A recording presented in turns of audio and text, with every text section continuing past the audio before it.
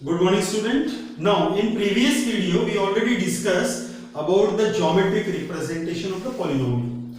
In geometric representation of polynomial, we have discussed that we had a discussion of the polynomial having its graph. Either it is a straight line or it is in the form of the curve. So, the graph of the polynomial intersect in how many points to the x-axis? तो x axis को graph कितने point में intersect किया है उस points के number means यदि 3 point में इंटरसेक्ट किया ग्राफ ने इस तरह से तो यहाँ पे 3 जीरोस आ गए, 2 पॉइंट में इंटरसेक्ट किया तो 2 जीरोस आएंगे, 1 पॉइंट में इंटरसेक्ट किया लीनियर है एक ही पॉइंट पे इंटरसेक्ट कर रहा है तो यहाँ पे एक ही जीरो आएगा. Okay, so number of the zero is depend upon the power of the और ए डिग्री ऑफ द पॉलिनोमियल. वहां पे लीनियर पॉलिनोमियल है तो एक जीरो आएगा, क्वाड्रेटिक पॉलिनोमियल है तो 2 जीरो आएंगे, क्यूबिक पॉलिनोमियल तो 3 जीरो आएंगे और जिसका पावर 4 है जिस पॉलिनोमियल में डिग्री 4 है तो यहां पे आएंगे 4 जीरोस. Got it. अब आप नेक्स्ट स्टेप पे हम लोग पढ़ने वाले हैं, that is next step means कौन से zeros of the polynomial. Zeros of polynomial and relation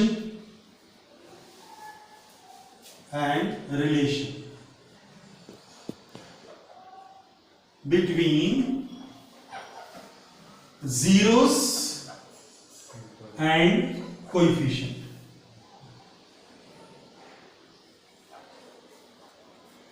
coefficients. अब ये जीरोस और कोएफिशिएंट क्या है, जीरोस ऑफ द पॉलिनोमियल और जीरोस और कोएफिशिएंट क्या है. एग्जांपल के तौर पे p of x is equals to x square plus 5x plus 6 ये दिया मैंने. Got it. अब यहां पे यदि मैं x is equals to -2 रखूंगा, क्या रखूंगा, x is equals to -2 रखो, क्या आया, p of -2 is equals to -2 का square plus 5 into -2 plus 6 that is 4 minus 10 plus 6 it means 0. that is p of -2 is equals to 0. इसका मीनिंग क्या है, what is the meaning? meaning is that -2 is 0 of p of x. means x का value यदि मैं -2 डाल रहा हूं तो यहां पे मुझे पॉलिनोमियल का वैल्यू क्या मिल रहा है, 0 मिल रहा है. therefore we can say that what we can say, we can say that -2 is the zero of the polynomial. तो ये तो हमने लास्ट ईयर पढ़ ही लिया है पॉलिनोमियल में. इस साल हमको क्या पढ़ना है, we have to find the zeros of the polynomial. हमको zeros of the polynomial find out करना है. तो यहां पे एक एग्जांपल लेते हैं छोटा सा, zeros of the polynomial का एक छोटा सा एग्जांपल ले रहा हूं मैं. p of x is equals to x plus 3 linear ले लिया मैंने, लीनियर ले लिया, बाद में क्वाड्रेटिक लेंगे, बाद में क्यूबिक भी लेंगे, बराबर, पावर 4 भी लेंगे हम लोग, पावर 5 भी लेंगे, बहुत सारे लेंगे एग्जांपल जिसमें आपको जीरोस फाइंड आउट करना पड़ेगा और आपको पता चल जाएगा कि यहां पे जितना डिग्री है उतने ही जीरोस आ रहे हैं. अब यहां पे डिग्री है 1, लीनियर पॉलिनोमियल है तो नेचुरली यहां पे जीरोस कितने आएंगे, ओनली 1. क्वाड्रेटिक में जीरोस कितने आएंगे, 2 आएंगे. क्यूबिक में जीरो कितने आएंगे, 3. पावर 4 में जीरो कितने आएंगे, 4. और पावर 5 में जीरो कितने आएंगे, 5. Okay, so here what we do here p of x is equals to x plus 3 है. आपको जीरोस ऑफ द पॉलिनोमियल निकालना है, मींस आपको फाइंड आउट करना है x का वो वैल्यू जो पॉलिनोमियल का वैल्यू क्या दिखा रहा है, 0 दिखा रहा है. तो ये जो पॉलिनोमियल ये क्या बन रहा है, 0 बन रहा है, तो इसकी जगह मैंने रख दिया 0.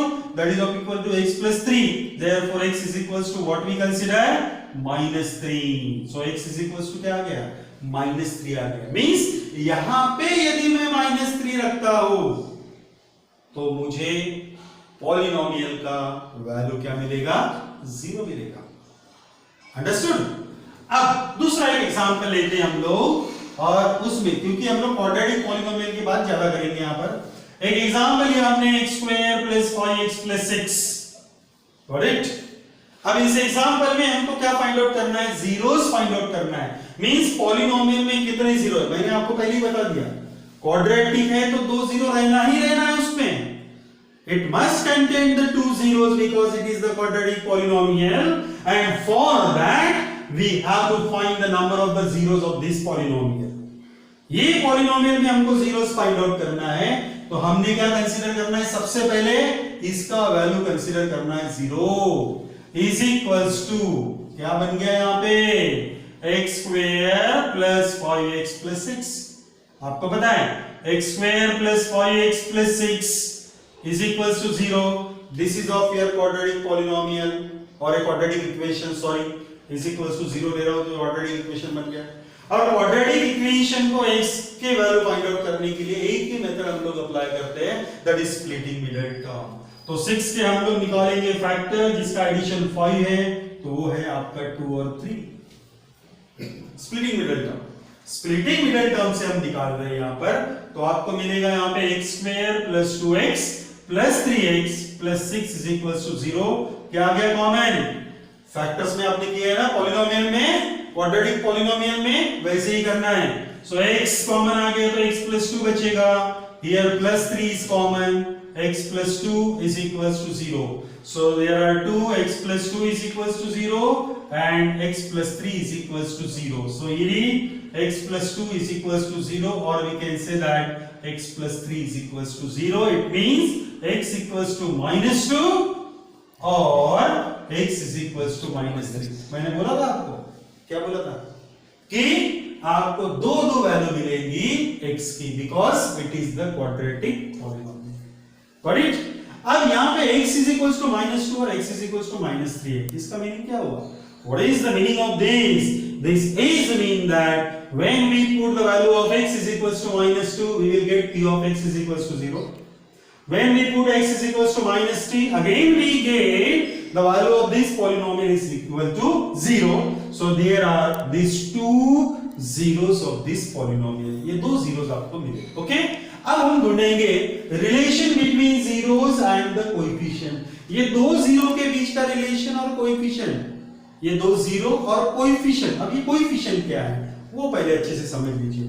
You know that this is the quadratic polynomial and the quadratic polynomial generally can be written in this form ax square plus bx plus c। quadratic polynomial, quadratic equation, quadratic expression, all these are in the form of a x square plus bx plus c. This is of your general form of the quadratic polynomial. Okay? Now this a, b and c, these are the coefficients. ये क्या है आपके? वो polynomial में coefficient है। a किसका coefficient है? x square. What is the coefficient of x? b. And what is the c? c is the constant coefficient. तो ये सभी coefficient है। ये coefficient और ये zeros, इनके बीच में क्या रिलेशन है वो ढूंढेंगे। इनके बीच में क्या relation, what is the relation between they. तो सबसे पहले हम लोग क्या करते हैं, इसको नाम देते हैं। इसको नाम दे दिया मैंने अल्फा और इसको नाम दे दिया मैंने बीटा। क्या नाम दे दिया? बीटा। ओके, तो अल्फा इज इक्वल्स टू आपके पास में है -2 and beta is equals to आपके पास में -3। अंडरस्टूड? सबसे पहले मैं निकालता हूं अल्फा प्लस बीटा, यानी सम ऑफ द रूट और सम ऑफ द जीरोस। जीरोस बोलो या फिर रूट बोलो, रूट का वर्ड क्यों हमने अप्लाई किया? ये वर्ड हमने अप्लाई क्यों किया? पागल है हम लोग? नहीं, क्वाड्रेटिक है। x square is equals to something, so x is equals to plus minus 2. What is the meaning, what is the relation between these two? We will find the roots and then and only then we will get the value. Root निकाला क्योंकि square के form में है, इसीलिए हम इसको root भी बोलते हैं, जीरोस भी बोलते हैं। रूट भी बोलते हैं या फिर जीरोस भी बोलते हैं। तो यहाँ पे जीरोस वर्ड यूज किया हमने। There are two zeros, alpha and beta are the zeros of the given polynomial having value -3 and -2. Okay? Now we will find alpha plus beta, means sum of the zero. तो कितना मिला? -2 मिला और यहाँ पे मिला -3.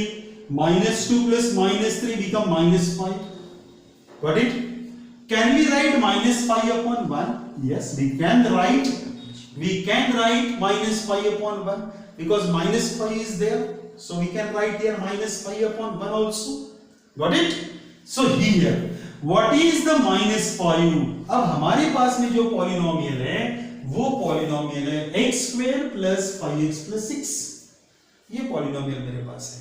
तो ये जो माइनस आया है, तो ये माइनस हमने यहां पे लिख दिया क्योंकि -5 मेरे पास कोई भी वैल्यू नहीं है। मेरे पास कौन सी वैल्यू है? 5। तो 5 किसका वैल्यू हो गया? b का हो गया। तो b मींस क्या है? कोएफिशिएंट। किसका? x का। किसका कोएफिशिएंट है b का वैल्यू? -x का, सॉरी x का। तो हमने क्या लिखा? Minus coefficient of x upon 1। What is the value of 1? 1 किसका वैल्यू? यहां पे 6 है, यहां पे 5 है और यहां पे 1 है। तो ये 1 है, तो ये किसका कोएफिशिएंट है? x² का कोएफिशिएंट ऑफ x²। समझ गए? So alpha plus beta it means sum of the zero, sum of 0 is equals to minus of coefficient of x upon coefficient of x², and simply it can be written as alpha plus beta is equals to minus coefficient of x means किसका? b। General form में consider करेंगे तो coefficient of x² means a। तो ये आ गया आपका एक छोटा सा formula. means sum of the 0 is equals to minus b upon a। अब ढूंढेंगे हम दूसरा relation, that is the product। product means multiplication। Multiplication ढूंढेंगे हम लोग। तो यहां पे alpha into beta, alpha is equals to -2 and beta is equals to -3। -2 into -3 become 6 और 6 can be written as 6 upon 1 and this 6 is nothing but d ये नंबर है और ये नंबर को हम बोलते हैं कांस्टेंट कोएफिशिएंट। क्या बोलते हैं? Constant coefficient. ये क्या है बाबा? Constant coefficient. और 1 क्या है? This is the coefficient of x²। Coefficient COEFFI of x²। So this is alpha into beta is equals to constant coefficient upon coefficient of x²। So general form में कैसे लिखेंगे इसको? Alpha into beta is equals to c upon a। तो ये दो फॉर्मूले आपके पास में ध्यान में आ गए। Alpha into beta is equals to -b upon a and alpha beta is equals to c upon a, and this is the verification of the zeros and the coefficient। This is the verification of the zeros and the coefficient। So यहां पे हम लोग एक exercise का question लेंगे। Exercise number 2.2 second exercise का first वाले question पे ध्यान देंगे हम लोग। ओके, सो यहां पे दिया है example p of u is equals to 4u plus 8u। अब आपको पता है ये क्वाड्रेटिक पॉलिनोमियल है क्योंकि यहां पे पावर कितना है? 2। 4u² plus 8u। तो यहां पे क्वाड्रेटिक पॉलिनोमियल तो नेचुरली दो रहेंगे यहां पे जीरोस। तो यहां पे p of u is equals to इसकी जगह पे क्या लेते हैं हम लोग? 0 लेते हैं। 4u² plus 8u। अब यहाँ पे कांस्टेंट नहीं है तो यहाँ पे 0 ले सकते हैं हम लोग। लिया तो भी ठीक है, नहीं लिया तो भी ठीक है।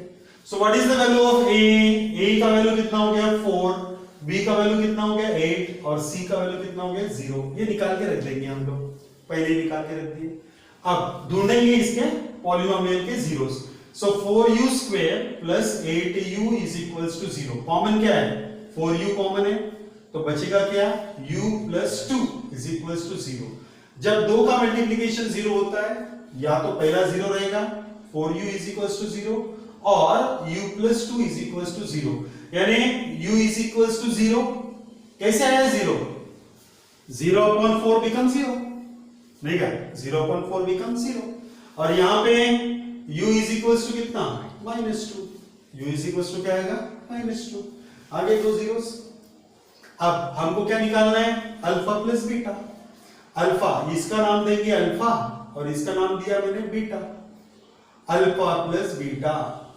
अल्फा कितना है? 0 प्लस -2, दोनों का एडिशन कितना हो गया? -2। -2 can be written as -2 upon 1 लिख सकते हैं। अब इसको मैं क्या करता हूं, 2 से मल्टीप्लाई 2 से डिवाइड कर दिया, कर सकते ना हम लोग, 2 से मल्टीप्लाई किया और 2 से क्या किया मैंने, डिवाइड किया, या फिर 4 से भी कर सकता हूं मैं, 4 से करेंगे क्योंकि मुझे चाहिए वो, तो 4 से मल्टीप्लाई डिवाइड किया तो क्या बना, -8 अपॉन कितना 4, got it.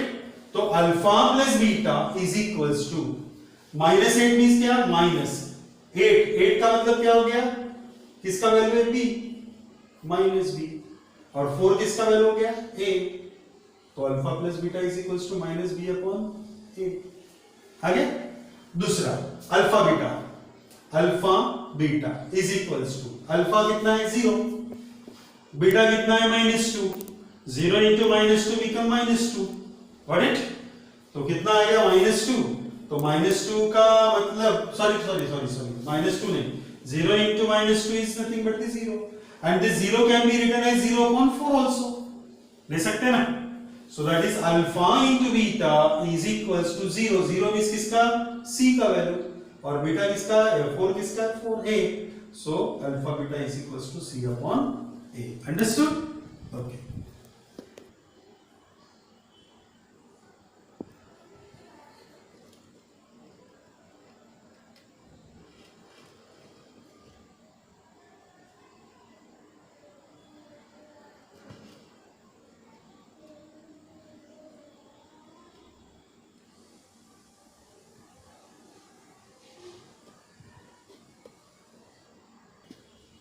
So here we will take some example for you people.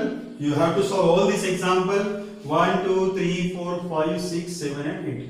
अब हमने जो दो एग्जाम्पल किए थे, पहला एग्जाम्पल किया था हमने x square plus 5x plus 6, हमने इसको क्या किया था, स्प्लिटिंग मिडिल टर्म। दूसरा जो एग्जाम्पल किया था वो किया था 4u स्क्वायर प्लस 8u, तो यहाँ पे क्या लिया था हमने, कॉमन लेके फैक्टर्स बनाए थे। अब एक एग्जांपल ये भी दिख रहा है मुझे, t स्क्वायर माइनस 15, तो मैं इसको ऐसा भी लिख सकता हूँ, t square minus root of 15 का स्क्वायर, ऐसे भी ले सकता हूँ, ताकि इसमें मैं फॉर्मूला लगाऊं, कौन सा पता है आपको, a square minus b square. तो इसके दो फैक्टर मिलेंगे, t plus root 15 and t minus root 15 आएगा। तो यहाँ पे आएगा आपका t plus root 15 is equals to 0 और t minus root 15 is equals to 0। So t is equals to minus root 15 और t is equals to plus root 15, आगे दो value, it is of your alpha and this is of your beta, correct। तो इस तरह से आप solve कर सकते हो। तो you have to solve all these 6 example, 7 example, 8 example, x square minus 2x plus 8 splitting middle term से करना पड़ेगा, 4s square minus 4s plus 1 splitting middle term है। इसको पहले स्टैंडर्ड फॉर्म लेना पड़ेगा आपको, 6s square minus 7x minus 3, बाद में इसको स्प्लिटिंग मिडिल टर्म करना पड़ेगा। t स्क्वायर माइनस 15 मैंने सॉल्व करके दिया है आपको। After that 3x square minus x minus 4 splitting middle term, 2x square plus 5x plus 3 splitting middle term, 6x square minus 8x plus 12 splitting middle term, and 3x square minus plus 16x plus 5, it is also for 6। ये h i का एक problem और दे देता हूं मैं आपको करने के लिए, 3x square minus 14x minus 5, ये भी एक एग्जांपल ले लीजिए आप अपने लिए, okay. So you have to solve all this 9 example by using the same method in which we will solve question number 1 and this one second. ये जो दूसरा एक एग्जांपल दिया था वैसे दोनों सॉल्व करना है, means you will find first zeros of the polynomial and after that you can verify the relation between the zeros of the polynomial and the coefficient of the polynomial, got it। So everyone should solve all this example in the rough notebook, you know that we have two notebook, एक अपना NCERT का और दूसरा है अपना extra book. तो extra book में जो एक्स्ट्रा क्वेश्चन है इसमें से वो सॉल्व करना है, और जो एनसीईआरटी के हैं वो एनसीईआरटी के नोटबुक में सॉल्व करना है। समझ में आ गया ना। अभी कोई किसी को पूछने की जरूरत नहीं कि ये एनसीईआरटी में करे कि अपनी अलग से जो नोटबुक बनाई है उसमें करे। जो एनसीईआरटी के क्वेश्चंस है वो एनसीईआरटी में करना है, और जो एक्स्ट्रा एग्जांपल्स है वो एक्स्ट्रा नोटबुक में करना है, जो हमने ऑलरेडी बना के रखे हैं। तो you have to solve all this example, means exercise 2.2 का क्वेश्चन नंबर 1 कंप्लीट करना है आपको, क्वेश्चन नंबर 2 नहीं करना अभी। ओके